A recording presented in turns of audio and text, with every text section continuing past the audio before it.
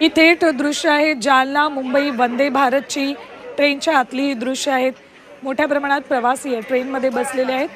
थोड्याच वेळात पंतप्रधान नरेंद्र मोदी यांच्या हस्ते या ट्रेनचं लोकार्पण केलं जाणार आहे। अयोध्येतून ऑनलाईन पद्धतीने ते लोकार्पण करतील, मात्र त्याआधी या ट्रेनमध्ये बसलेल्या सगळ्या प्रवाशांचं गुलाबाची फुलं देऊन स्वागत केलं जाते। काही वेळापूर्वीच आमचे प्रतिनिधी विशाल करोळे यांनी आपल्याला या ट्रेनचं आतलं रूप कसं आहे ते दाखवलंय। हे विद्यार्थी सुद्धा या ट्रेनमध्ये आहेत। उपमुख्यमंत्री देवेंद्र फडणवीस सुद्धा या ट्रेननं प्रवास करणार आहेत।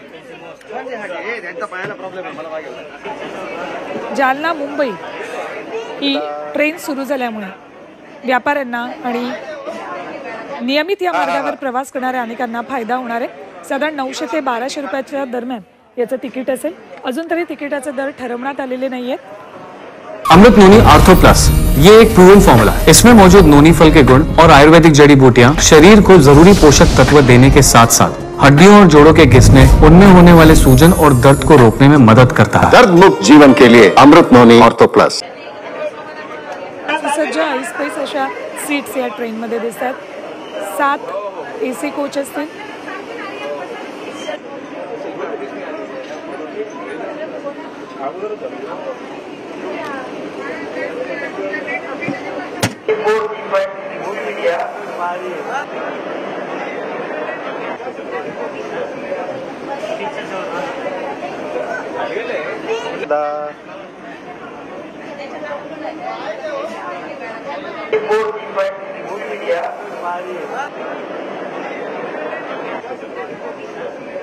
जालना ते मुंबई दरम्यान आजपासून ही वंदे भारत एक्सप्रेस सुरू होती।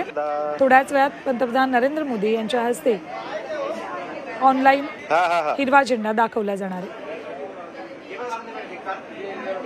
वंदे भारत ट्रेन याच्या माध्यमातून एखाद्या प्रगत राष्ट्रामधली जशी रेल्वे असते तशा प्रकारची रेल्वे ही आपल्याला उपलब्ध करून दिली आणि महाराष्ट्रातली 6वी वंदे भारत ट्रेन ही आता जालन्यातनं सुरू झालेली आहे।